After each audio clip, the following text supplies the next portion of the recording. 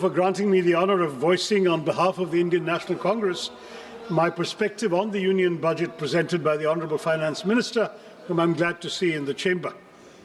Last year, when I was standing in this very place, I had remarked that the 2025 Finance Bill reminded me of the garage mechanic who said, "I couldn't fix your brake, so I made the horn louder."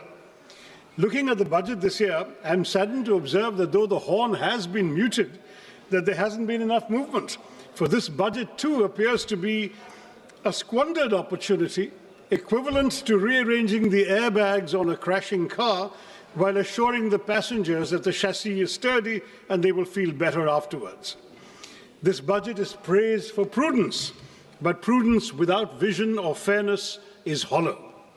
It ignores unemployment, it ignores rising living costs, and it ignores inequality, offering little to address the real struggles and aspirations of the Aam Aadmi.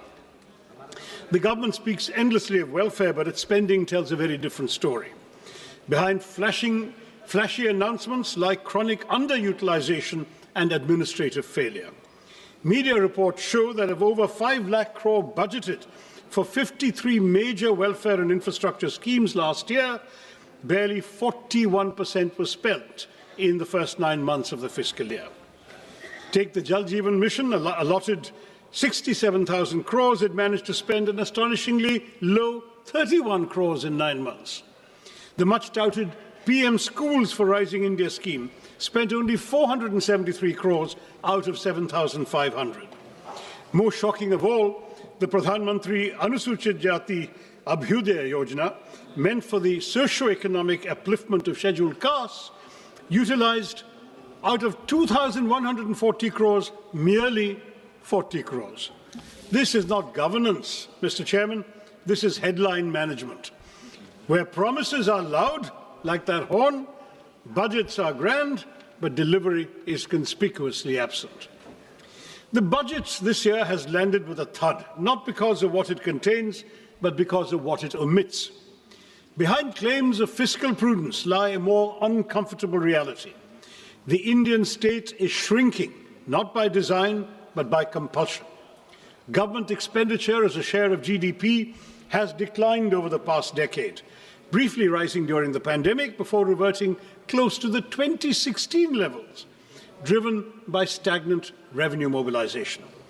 Tax receipts have remained flat relative to GDP.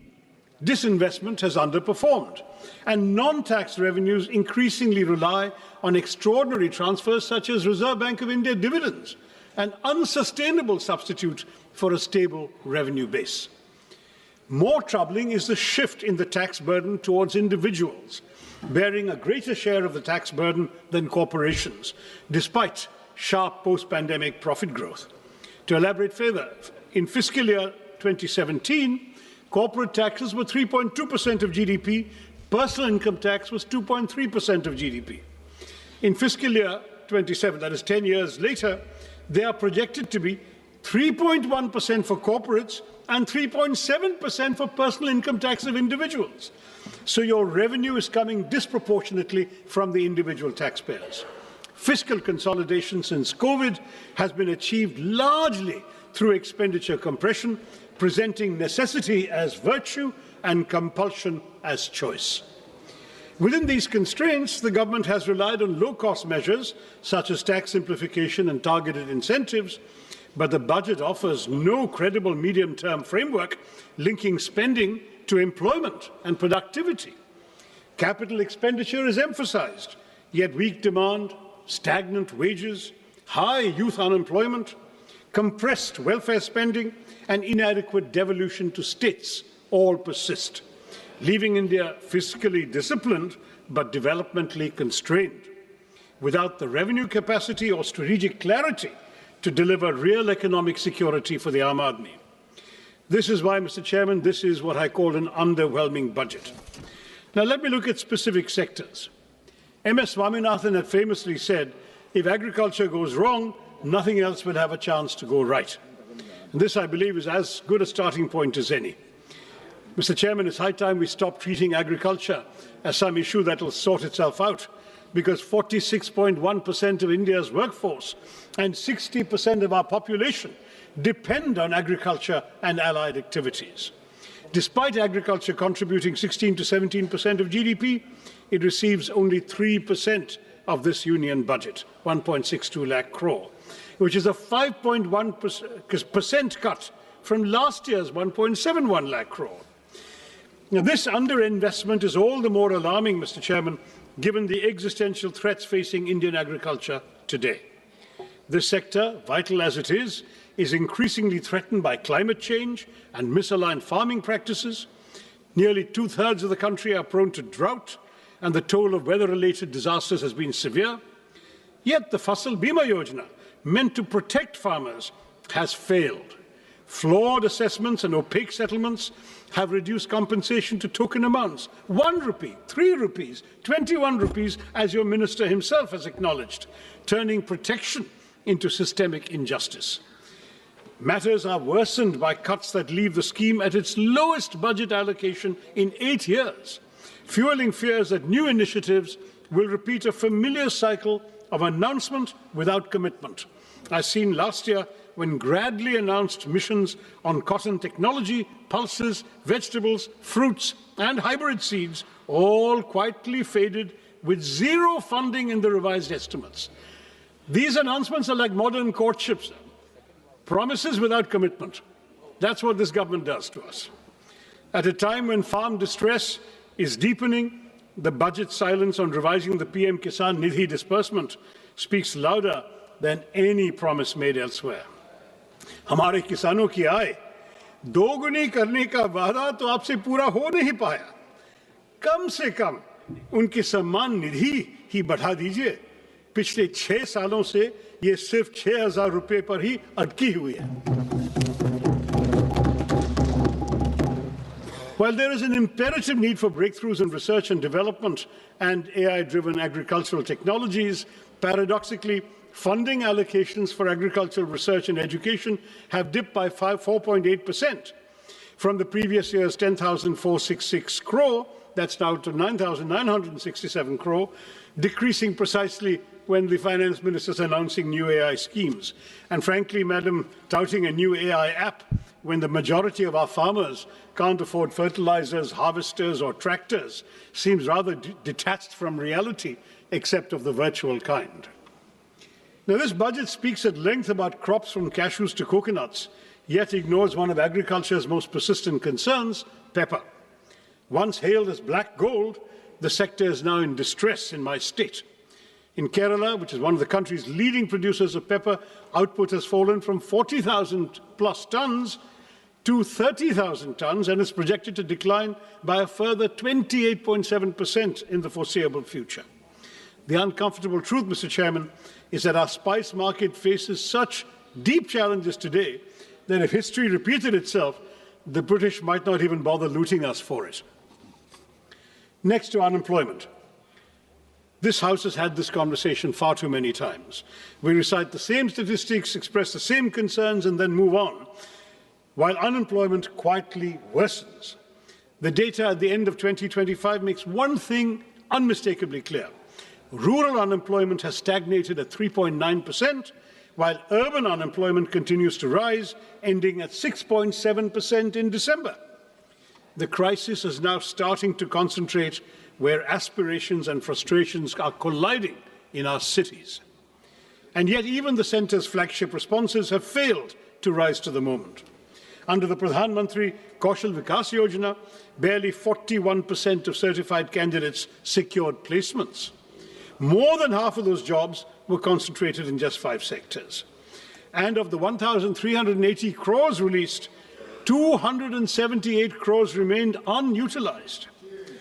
The Prime Minister Internship Scheme tells a similar story. Allocation 10,831 crores. Ministry spends 526 crores in the first 9 months. This pattern is recurrent, sir.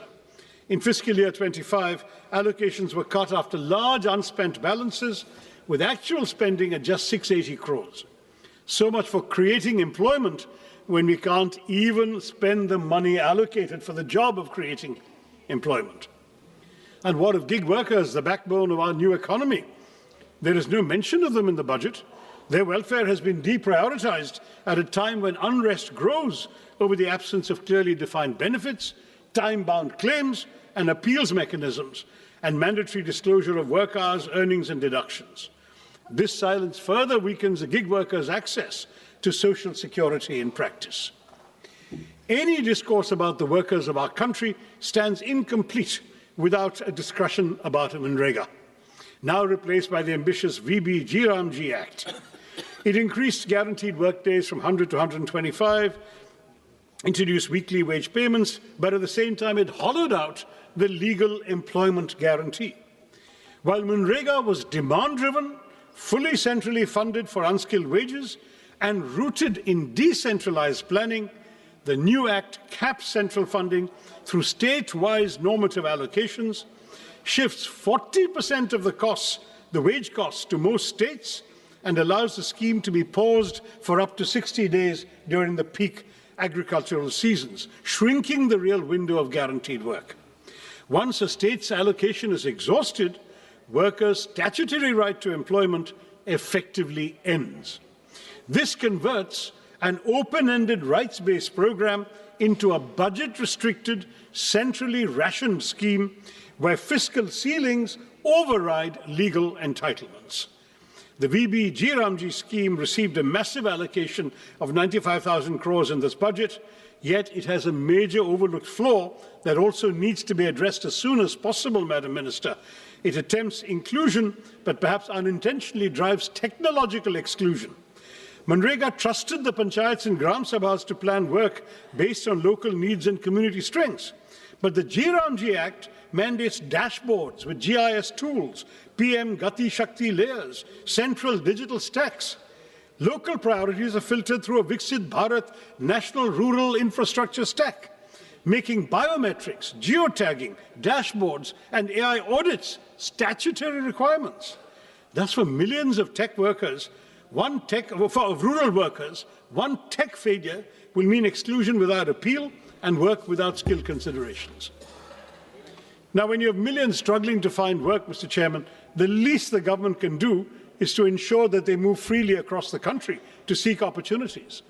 But here too, Mr. Chairman, we see a pattern of neglect that is as consistent as it is shameful. Nowhere, I might add, is this neglect of connectivity clearer than in Kerala.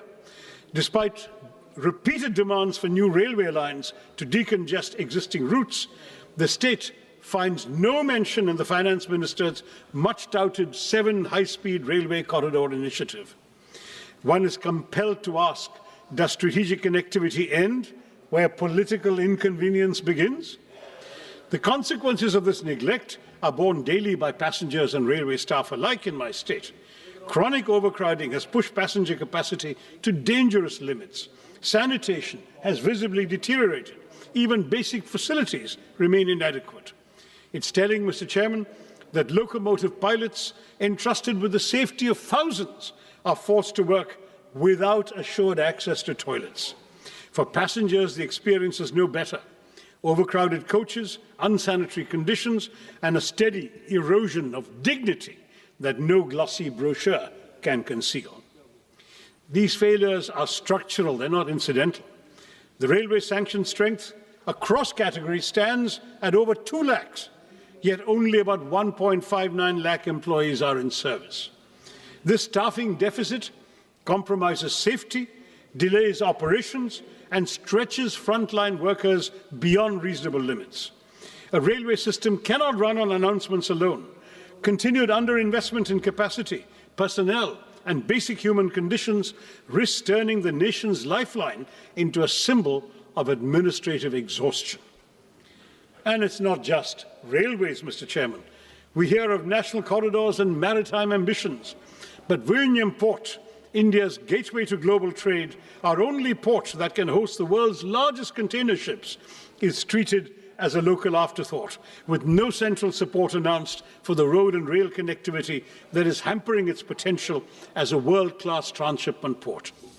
Similarly, while 20 new national waterways are to be operationalized, it remains unclear how many, if any, will benefit Kerala.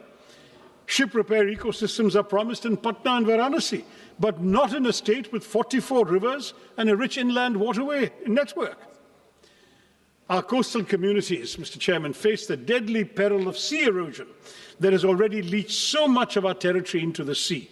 But there is no money for the sea walls and groins so essential for coastal protection. I have been raising this repeatedly in the House over the last 15 years. The centre tells me it's the state's problem. The state says it has no money. So we continue losing our territory, our seafront, to the marauding ocean.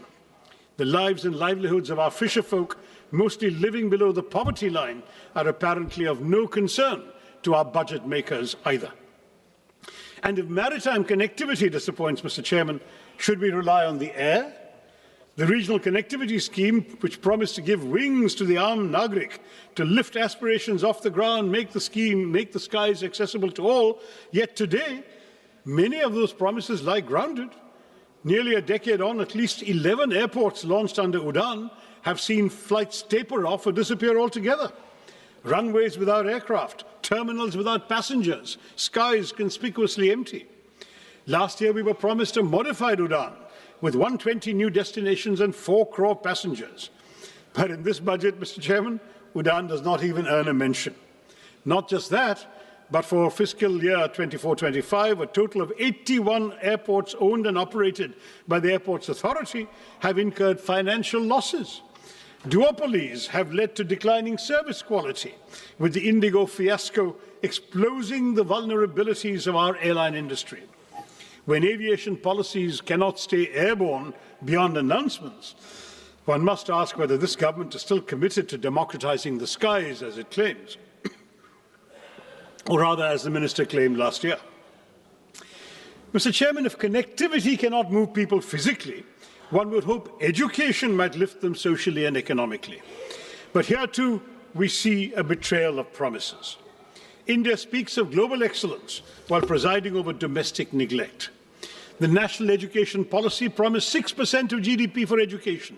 Years later, spending remains at barely 4%, with the union government contributing only 0.4% and leaving states to shoulder an unsustainable burden. The consequences are visible and damaging. Over 1.5 lakh schools lack electricity, thousands lack toilets, ramps, or basic facilities for children with disabilities, and the foundations of learning continue to crumble even as we advertise world-class universities. This neglect hits the most vulnerable the hardest.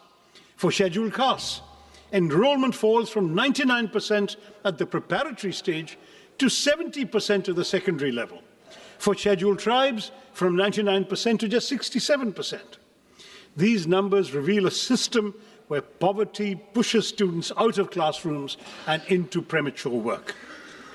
We are told artificial intelligence will shape our future, yet only 52% of government schools have functional computers, just 58% have internet access. Where is artificial intelligence going to come to these schools? Technology without access is not transformation, Madam Minister. It is exclusion by design. Continued underfunding paired with grand promises will not uplift our children. It will mortgage India's future at a discount. Mr. Chairman, if education is one pillar of development the government should care about, health is surely the other. Budgets may speak in numbers, but nations are built in flesh and blood. And any budget serious about India's economic potential must invest in human capital, because healthcare is not charity, it is foresight. Yet public health spending remains below 2% of GDP, missing even the government's own promise of 2.5% after COVID. An allocation of over 1 lakh crore to the health ministry may sound impressive, but ambition must be measured in proportion, not in numbers. The consequences are now visible beyond government hospitals. Since 2019, over 600 private hospitals have exited the Ayushman Bharat Jan Arogya Yojana, revealing the fragility of coverage without delivery. Insurance that arrives late is merely distress deferred. Meanwhile, the fundamental determinants of health, clean air, safe water, nutritious food, and mental well-being continue to deteriorate even as disputes rise and mental health indicators worsen. A nation that seeks economic greatness cannot afford to economize on the health of its people. While you propose, Madam, exempting 7 additional rare disease drugs from import duties, your centres of excellence for rare diseases are few, unevenly distributed, and unable to utilize even the insufficient funds allocated, leaving thousands of patients to die every year for lack of treatment. And nowhere is this pattern of neglect more glaring than in the case of the long-promised AIMS in Kerala. First year of the NDA government, the promise was announced. The promise still remains unrealized. A state with one of the strongest public health records in the country continues to wait, while this budget, like its predecessors, offers neither clarity, nor timelines, nor urgency. 22 AIMS have been sanctioned across India, Mr. Chairman, but when it comes to Kerala, the silence is deafening. And AIMS that is not even a dot on a map is not institution building, it is institutional disregard. Kerala does not lack need, capacity or credibility. What it lacks, it seems, is visibility in this government's priorities. Why, Mr. Chairman, is Kerala invisible to this government? I'd like to know. Equally telling is the silence on air pollution. After months of public outrage and choking headlines, the Finance Minister's speech found space for everything except the air we breathe. The National Clean Air Programme still runs on 2009 standards, weaker than the WHO's PM 2.5 norms, even as pollution control funding has been cut from 1,300 crores to 1,091 crores this year. A budget that saves on rupees but ignores the air its citizens breathe reduces development to bad arithmetic, not good progress. Mr. Chairman, the announcement of 3 new National Institutes of Pharmaceutical Education and Research, or NIPA, raises a troubling question of balance and intent once again. I'm sorry to return to my state, but Kerala, despite one of the country's strongest public health ecosystems and a proven record in healthcare delivery, once again went unaddressed. Even as NIPAs are concentrated and clustered in northern and eastern India, and a single institute in Hyderabad is expected to serve the entire south. This imbalance is not new. I flagged it 2 years ago when I was chairman of the Standing Committee on Chemicals and Fertilizers. At a time when over 60% of India's 8,500 MSME drug units lack support to adopt even good manufacturing practices, such skewed institutional allocation risks shrinking rather than strengthening our manufacturing base. It also does little to reduce our dependence on China for nearly 2/3 of key active pharmaceutical ingredients, or to correct India's anemic R&D investment of just 0.64% of GDP, with even large pharma firms spending under 1% of net sales on their research. The result is predictable: limited innovation, continued reliance on low-cost biosimilars, and life-saving biologics priced far beyond the reach of most Indians, where public health spending remains so much below the GDP target of 2.5%. Without correcting regional imbalance and backing institutions with serious R&D support, this NIPA initiative risks sounding visionary while delivering exclusion. Now, all of these shortcomings in the sectors I've surveyed, in infrastructure, education, healthcare, might have been bearable if at least the economic burden were distributed equitably. But as per the UNDP Inequality Adjusted Human Development Index, India ranks the lowest of all BRICS countries at 130. The silent shock absorbers of this economy are the middle class. They are now cracking under the strain. The symbols of success we see today, smartphones, cars, lifestyle assets, are only sustained by EMIs, Mr. Chairman, for the middle class, leaving the Aam Aadmi little room for health insurance, for savings or medical emergencies. Credit cards are once a luxury or a convenience. They've now become a lifeline. Defaults rose 28% last year to 6,742 crore rupees, not because Indian households are reckless, but because they're running out of room to breathe. With 2.9 lakh crore rupees in outstanding dues and 10.5 crore cards in circulation, borrowing has become the price of staying afloat. Even as households struggle, the tax burden has quietly shifted onto them. Personal income tax now contributes over half of all direct taxes, while the corporate share declines, as I mentioned earlier. And while last year's budget at least acknowledged middle-class housing stress through the Swami Fund, this budget offers only silence.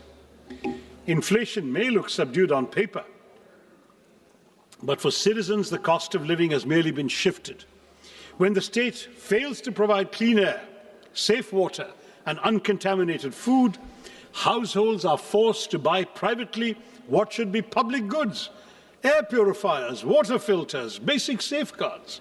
This burden is unequal, Mr. Chairman. The privileged can protect themselves, while the poor remain exposed. A nation cannot grow by exhausting the very people who sustain it. The Aam Aadmi, who are financing this government, are being sent deeply troubling signals on taxation. A one-time concession allowing special economic zone manufacturing units to sell domestically at reduced duties is little more than tokenism when the SEZ ecosystem itself is collapsing, with hundreds of zones shut and employment in free fall. More disturbing still is the withdrawal of income tax exemption on disability pensions for defence personnel. This move weakens social protection for disabled veterans who risk their lives for our country and draws an indefensible line between service-related disabilities and abdication of the state's moral duty to those who have made such sacrifices for the nation. Now, I'd like to acknowledge that amid this disaster and disorder, there has been some measure of fiscal discipline. The fiscal deficit has edged down from 4.5% to 4.4%. Minister speaks of a further reduction to 4.3%, and that sounds reassuring on paper. But I've been in this House long enough, Mr. Chairman, to remember when her predecessor, the late Arun Jaitley, as Finance Minister, set a target of 3.5%. We're nowhere near that benchmark today, yet we seem eager to applaud for settling at a much higher number. Perspective matters, sir, and without it, these figures lose their meaning, especially when they fail the only test that truly counts: whether the Aam Aadmi has more money in his pocket, whether he has wages that keep pace with prices, whether he or she has a life that is becoming easier. Fiscal prudence cannot be celebrated in isolation when household budgets remain under strain and economic security is elusive for millions. In this budget, the Union government has once again doubled down on an infrastructure-led growth strategy, raising capital expenditure to 12.2 lakh crores on the assumption that public capex will crowd in private investment and generate jobs. But this promise has yet to materialize. In fact, it hasn't materialized at all during this government's tenure. Private investment has throughout remained sluggish. Labour-intensive sectors are crowded out by capital-heavy projects. Welfare spending has been compressed, and key subsidies and social sector allocations fall short of stated goals. The burden has increasingly been pushed onto the states without adequate devolution of tax revenue. Meanwhile, unemployment, particularly amongst educated youth, remains distressingly high, and capacity utilization continues to remain below levels that would trigger a genuine private investment cycle. In this context, the capex-centric approach appears less like a strategy for inclusive growth and more like a gamble that ignores weak demand, joblessness, and the lived economic distress of the ordinary citizen. Mr. Chairman, no nation can develop on slogans or headlines alone. India's investment in research and development remains stuck at 0.6% of GDP, not only below advanced economies, but even below several emerging ones. China invests about 2.4%, Brazil even over 1%, the US 3.5%, South Korea 5% of GDP. A country that aspires to be a manufacturing and knowledge powerhouse cannot afford to treat research and development as an afterthought. I would urge the Minister to elevate R&D as a national priority. Now, on urban cities, on our cities, it should be pointed out that the hesitancy in innovation is reflected in the Smart Cities mission, which has become a reminder of unfulfilled promises. A decade after Smart Cities was announced, deadlines have been repeatedly extended from June 23 to December 25, no real change on the ground. Claims of 96% completion certainly ring hollow for somebody from Thiruvananthapuram or Warangal or Silvassa or Port Blair, because they're all incomplete. Large parts of the northeast continue to lag, leaving even the Parliamentary Standing Committee unconvinced. Instead of transforming urban life, the mission has largely polished a few elite enclaves, while basic services for millions remain untouched. I can't not mention the new interim trade agreement with the United States, sir, because that has just come out after the minister's speech. It looks less like a free trade agreement than a pre-committed purchase agreement that overturns every principle of reciprocity. How can we speak of a reciprocal tariff of 18% on one side and 0% on the other? At a time when India's total bilateral trade with the US stands at roughly 130 billion US dollars, and we have a trade surplus of only 45 billion US dollars, we have surprisingly promised to buy $500 billion worth of American goods over 5 years. This effectively converts a surplus into a long-term deficit by executive assurance rather than by market demand. No major economy has ever neutralized its own trade leverage in this manner. While the US continues to impose import tariffs of up to 18%, we have committed ourselves, apparently according to this joint statement that I've been seeing here, joint US-India statement, to impose tariffs up to 18% on Indian exports, and we to slash tariffs to near zero levels, open agriculture, dilute data localization, soften intellectual property safeguards, and even redirect strategic energy imports, especially away from Russia, to meet purchase targets. Now, this is not strategic balancing. It is economic preemption. Parliament has neither been told how farmers, MSMEs, and domestic industry will be protected, nor why India has voluntarily surrendered its negotiating power without securing proportional market access. Without securing proportional market access or policy space in return. I know the government will say, wait for the final agreement, it's coming in mid-March, but let them be aware these concerns exist right now, sir. Yes. The government's claim that India has secured a better deal than China, Vietnam, or other Asian economies does not withstand scrutiny. While India has obtained a tariff reduction of 1 or 2 percentage points from them, no East Asian economy has agreed to deliberately dilute its trade surplus with the US through guaranteed purchase commitments. On the contrary, China, Vietnam, and several ASEAN countries have actually expanded their trade surpluses with the US, even amid heightened trade tensions. And this ambiguity, Mr. Chairman, has a direct bearing on the credibility of the budget itself. When both the Minister of Commerce and Industry and the Minister of External Affairs were questioned on these commitments, they were really offered no clear explanation of their scale, timeline, or fiscal implications. Now, the reason I mention this in the context of the budget is that key budgetary assumptions on trade balances, external financing needs, and overall macroeconomic stability rest on information that the Parliament does not possess and has not been given. A budget framed amid such uncertainty is not just incomplete, it asks this House to approve numbers without knowing the obligations that may soon overtake them from this trade agreement. Now, I do want to say that when the two ministers play ping-pong with each other, saying it's not in their mandate to answer the question, each one attributes it to the other, then that looks like a rather disappointing game, because when no minister claims ownership of something like this, accountability disappears, and Parliament is left staring at a budget that conceals obligations that the government seems to lack the courage to admit openly. In short, Mr. Chairman, the real weakness of this government's budget lies in its implementation, where rhetoric is not matched by reality. Let me quote that famous verse once again by Mirza Ghalib, which I think perfectly captures our reality today as reflected in this budget and its aspirations. हमको मालूम है जन्नत की हकीकत, हमें मालूम है जन्नत की हकीकत, लेकिन दिल बहलाने के लिए गालिब ये ख्याल अच्छा है. That seems to be what we have had inflicted upon us. We know the reality behind these claims, these tall promises, these narratives of model governance, but they're not policies grounded in outcomes. They're carefully curated illusions. Glossy schemes, utopian projections, they might soothe the imagination, dil to behlata hai. But everyday life for the ordinary citizen of India has remained unchanged. Hope is repeatedly sold, but delivery remains perpetually deferred. Viksit Bharat by 2047 is an admirable ambition, safely more than 2 decades away. This budget offers no credible pathway to reach it. Instead of narrowing the gap, it widens it. Unemployment continues to rise. Poverty hardens. Jobs remain scarce. Wages remain stagnant. Small businesses, already gasping for relief, are smothered under layers of compliance, while informal workers, gig workers who sustain our economy with their labour are pushed further into invisibility and insecurity.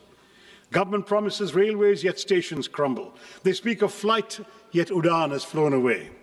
Our pepper, once celebrated as black gold, withers under neglect. Our long coastline stretches endlessly, but is ignored when it comes to protecting it. Education is curtailed precisely when it should be expanded, while the rhetoric of world-class technology and AI grows louder. 1.5 lakh schools still function without electricity, yet Viksit Bharat is spoken of as if the lights are already on. When vision is severed from reality, it ceases to be aspiration and becomes merely an illusion. A truly Viksit Bharat will not be built on slogans, Mr. Chairman, not built on speeches or symbolism, but on delivery that reaches the last citizen of India. Turning promises into outcomes is not a favour, it is not a choice. It is our kartavya, it is your kartavya, may I say to the government. Thank you, Mr. Chairman, and Jai Hind. माननीय श्रीमती अपराजिता